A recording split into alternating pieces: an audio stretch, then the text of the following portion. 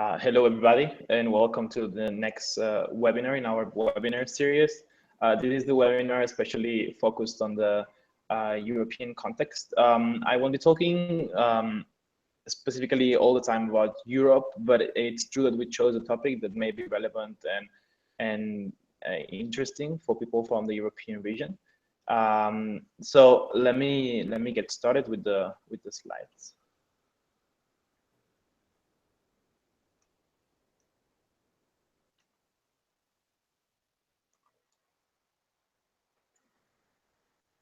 Okay, so since I do not have anyone to introduce me, I will introduce myself. I'm Carlos, and I'm the current SCORA director, for those who don't know me. And basically the topic that we chose for this region, together with the regional assistant, Anna, is adoption by same-sex couples. And we will try to give it a more dynamic twist. We won't be bombing you with the data and information, but just like trying to bust some myths and observe how the European context is currently and how it has been actually developing in the past decade. So going briefly to what we're going to talk about, we will first start with an introduction, which is just merely like definition of what we will talk about, and then we will move forward with what is a traditional family or what people perceive as a traditional family. We will be busting some myths later on, and then we will talk about the European context. We will see some country data and public opinion on same-sex couples adoption, and then we will try to reach like brief conclusions and have time for your questions. I must say that this is probably going to take less than the 60 minutes that we usually use for the global webinars, but this has kind of been a trend in the regional webinars, so I hope that I don't disappoint anyone with the shorter length of the webinar. So basically, starting with a brief introduction.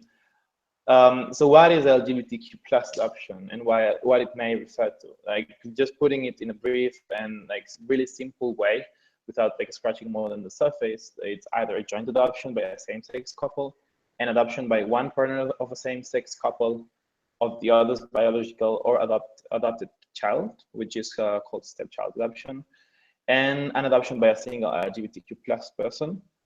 We're gonna focus during this presentation on the first two, because it's the one that there's more like concrete data on, and that we can like track the evolution, especially in the European context, without like diminishing the importance of the other, of course. So basically, as you know, there's always a lot of opposition on many countries on actually providing same-sex couples with the right to adopt and create a family. And that all comes from the perceived view due to our like cultural and social background that the family should follow certain standards, or that should stick to certain gender roles and stereotypes. So, and that's basically what when the term traditional or nuclear family comes in, and that's what we see, what we think about, most of us unintentionally and subconsciously, when we talk about the family. Traditional family is a family structure that consists of a man, a woman, and one or more of their biological or adopted children. And yes, like also a marriage plays an important role in that. In most traditional families, the man and woman are husband and wife. And that is unfortunately something that people see as the only true and conventional family. And that ends up providing with a lot of stigma and kind of discrimination to, like, I would say, non-conventional families that don't stick to this formula. But basically, I wanted to like set the example, like traditional family. We have here the Simpsons. They are a husband and a wife and 3 kids. And they are considered a traditional family, but I would say that even though they are a bit dysfunctional, they are seen as the correct formula. But we barely contemplate other options that are also families and as valid as any other, such as this one, putting special emphasis in the doc, or this one, or this one.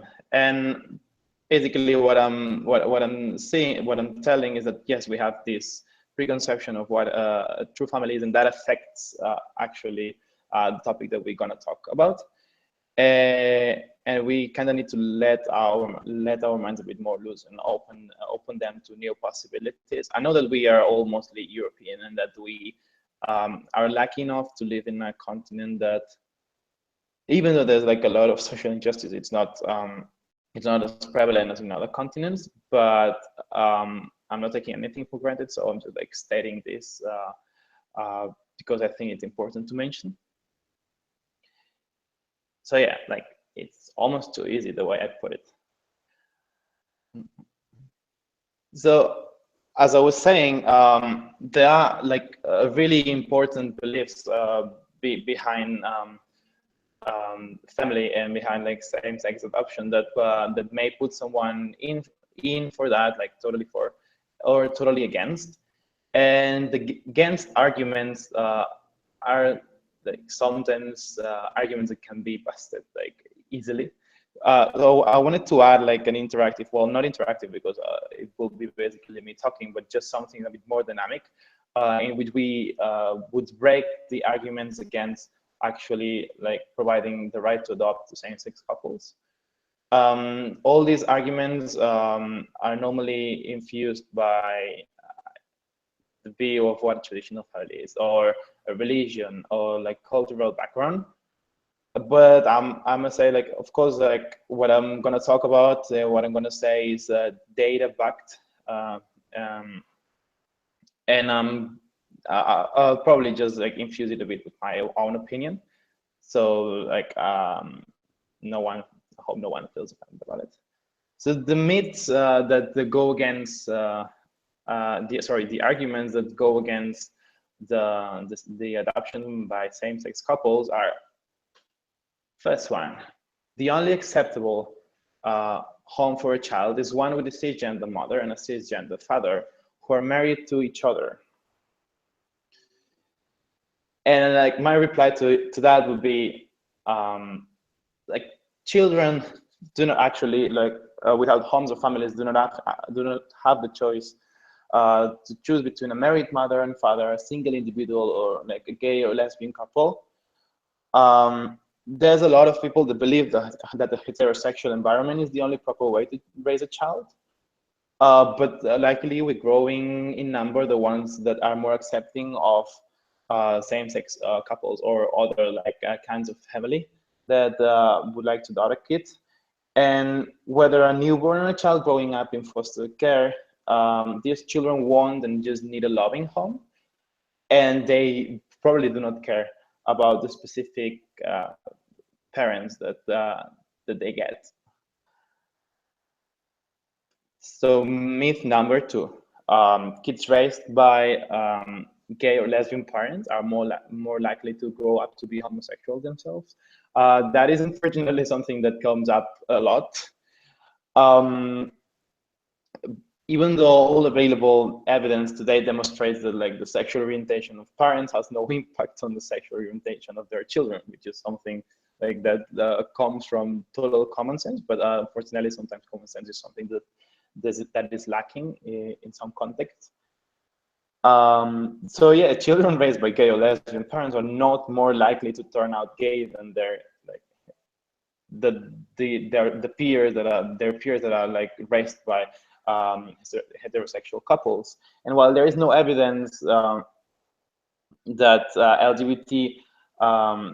children raised in an LGBT environment are more likely to become LGBT themselves, there is clear evidence that suggests that actually they will grow up in a more tolerant and diverse environment, which is definitely not a disadvantage. And of course, at some point, some children raised by same-sex couples may turn out like homosexual themselves, but so will children raised by like heterosexual couples. So myth number 3, kids who are raised by same-sex couples will be subjected to teasing or harassment and rejected by their peers. That is also an argument that's used widely. They appeal to the right of the kid to live a life full of love without discrimination. When the truth is that, like, I'm gonna be a bit harsh with this, but like children of all like kinds are teased and harassed in school, and like I went through it. Maybe you went through it as well. Like your parents may have gone through it, and if a child isn't being teased about having two moms or two dads, they are being teased about like the clothes that they wear, the way that they express themselves, or whether they like play football, or that they don't get the good grades, or many other like concepts. So it's not only about that. The good news is that like children are really resilient, and especially those that are like being raised in a loving and supportive family that they can go home to and talk their problems with. So yeah. So myth number 4: children raised in an LGBT relationship are being brought up in an immoral environment. Okay, so this will have a simple answer. There are numerous disagreements and opinions in countries and around the world about what is moral and what is immoral. For example, some people believe that raising children without a religion is immoral, yet atheists are allowed to adopt. Others think that consuming alcohol is immoral, but that does not disqualify those people from the right of being evaluated as an adoptive parent. So, like I would say, is it moral to leave children without families because certain couples are being looked as immoral? I think that that's a nice way to sum it up. The question to this myth bust. And the next myth is, and the last one, is kids raised in an LGBT household will develop social or development problems. That there's no clear evidence for that. For like that supports that children raised in this environment may struggle socially or developmentally. And if anything, these children will be stronger mentally because they are in an environment where acceptance and diversity is natural. So that's probably a good thing, highly likely. Basically, this is the last myth. I wanted to avoid like having like a for and against table because it's what's on most of the time. So I hope that you enjoyed this small opinion. And as I said, like it kind of makes sense. And I don't think that anyone should be left without the right to actually create a family and create a house with a kid and with the person that they love, just because there are some arguments against it that are not proven at all, and actually that have strong arguments against. So we're gonna move on to like some boring and a bit more objective data. I'm gonna talk about the European context regarding LGBT adoption, or same-sex couples adoption. I must say that like from the 50-something countries that we have in Europe, only 90 countries have either approved like joint adoption for same-sex couples or stepchild adoption. We kind of getting there, but it's a slow walk that goes hand in hand with the same-sex marriage laws, which are now approved, I think, in 27 countries from Europe. So those that have approved like a joint adoption for same-sex couples are Andorra, Austria, Belgium, Denmark, Finland, France, Iceland, Ireland, Luxembourg, Malta, the Netherlands, Norway, Portugal, Spain, Sweden, and the United Kingdom. And those that, well, actually, like those, all of these have been approved, but some of them, I think that Ireland and Finland have not yet been like put effective. Like, so the law is not effective yet, but they have been approved. And when it comes to stepchild abortion, we have Estonia, Germany, and Slovenia. And then we have some other dependent territories like Gibraltar, Isle of May, and Jersey, which also approves joint same-sex adoption. So we kind of getting there. From the 25 countries that approved joint adoption for same-sex couples all around the world. 16 are in Europe, so we're not that bad. We are taking taking it slow, but steady wins the race. So this is like a comparative map. They are taken by Wikipedia. Like Jenny said during the second webinar, maybe it's not the most reliable source for all information, but I must say that like the articles on these subjects are really, really complete and really well funded and with a lot of evidence-based data. So I'm pretty sure that they are really close to the truth, or actually the truth itself. So as I said, like normally laws regarding same-sex partnerships in Europe go hand in hand with the legal status of adoption by same-sex couples.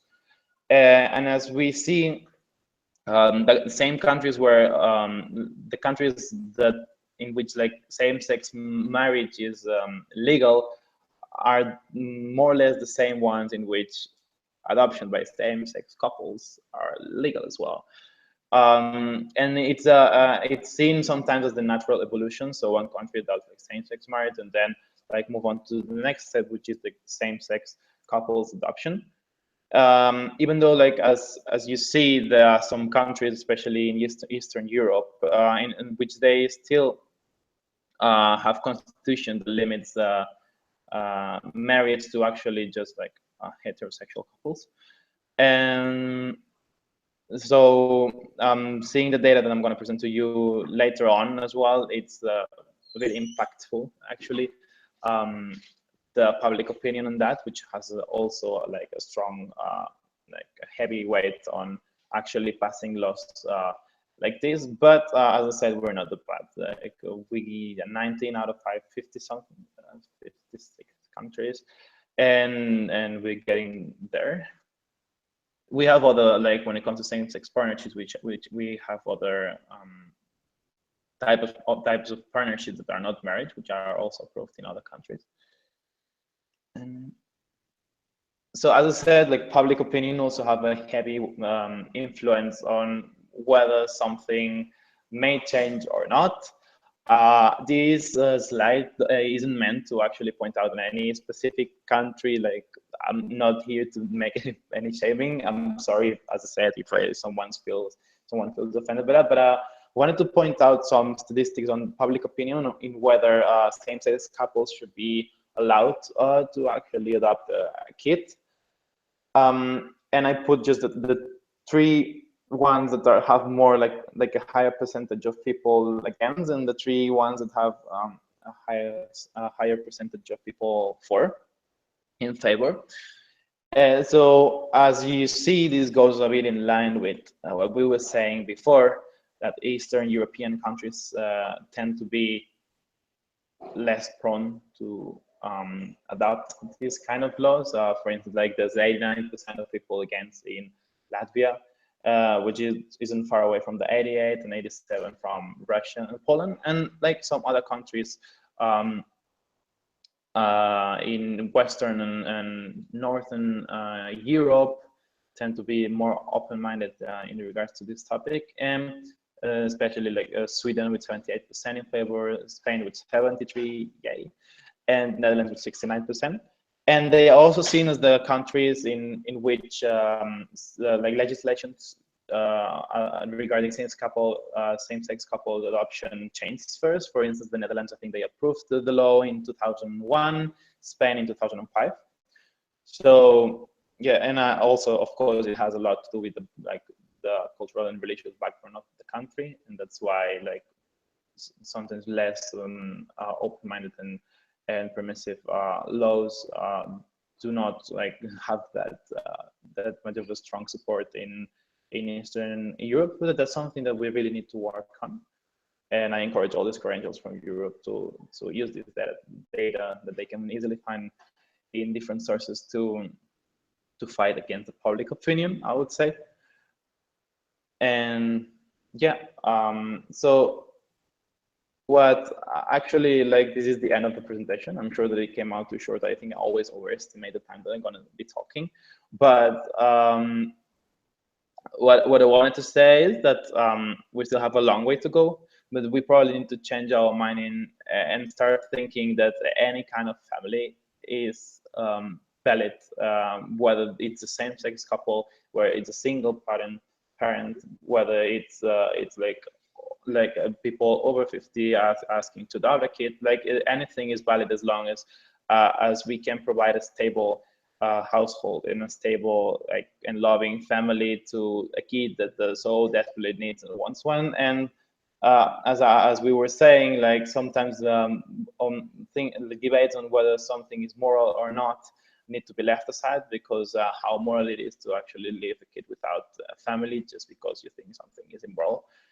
And well, like I said, any family is valid unless this woman, maybe this one is not like the best example for a valid family, but we need to consider all options.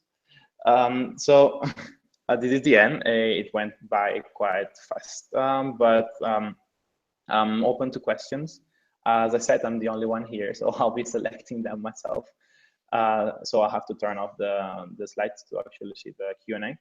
But feel free to ask and be nice, please. Oops.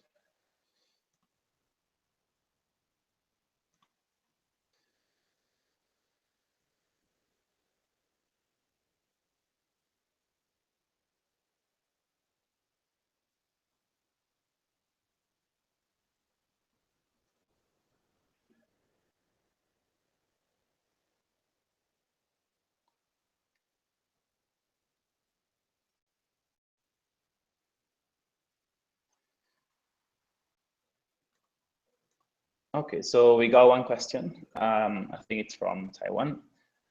Besides it being a basic right and that it provides the children with a more diverse and tolerant environment, are there any other arguments that can help us in the advocacy for same-sex parents adopting? Okay, so when you talk about like besides it being a basic right, I guess that you're referring to the couples trying to adopt, but sometimes, like as I mentioned, we leave out the kid itself. If they're like mostly all the interventions should be based on objective data and studies, and there's no study that goes to that says that it's not good for a kid to be adopted by a same-sex couple. And in most of the countries, when like all this legislation passed, these legislations in favor of actually like having same-sex couples adopting passed, they consider the welfare of the kid above everything. So if there's really no proven disadvantage, why should we be like not providing like children that need a family and a loving environment just because we fear that like something wrong may happen, when there's data that actually doesn't back up these thoughts at all. So I would say that the most important thing for you to advocate is to like get your data totally clear, understand the context of your country if you're doing like in a national level, have some like information to prove people wrong when they come up with a moral debate of the subject, and just like try to hit that wall. I know that it's difficult sometimes to like it's like hitting a wall with your head for multiple times, but try to break these walls down. I think that's the most important part. And any other question?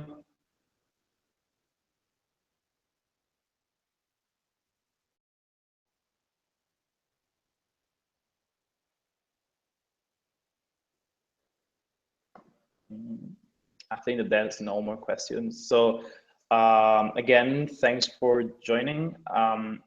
I hope that this is useful, whether you're watching it in the live stream or you're watching it. Oh, yeah. So I got a question from Helmsick Treasurer from Greece. In countries where child adoption is legal for same-sex couples, is it also legal for a single LGBTQI person to adopt a child? I think that like adoption by single parents normally do not, at least I can speak from the like Spanish context, do not take into account whether a person identifies as LGBTQI, but that may have something that may provide some barriers when adopting a kid for that person to actually get to adopt a kid. I'm not well informed in this topic, but I believe that it has more to do like I would say like single parent adoption is something separate. I know that it was mentioned in the title, but then we decided to just like focus on same-sex couples. And as I said, maybe like if someone that's a single parent that wants to adopt and identifies as an LGBTQI and actually says that during the adoption process may face some stigma or some rejection by the adoption center. I don't know how to say it in English, but normally I would say that those things like go separately. So any other question on the topic? And thank you for the question so far.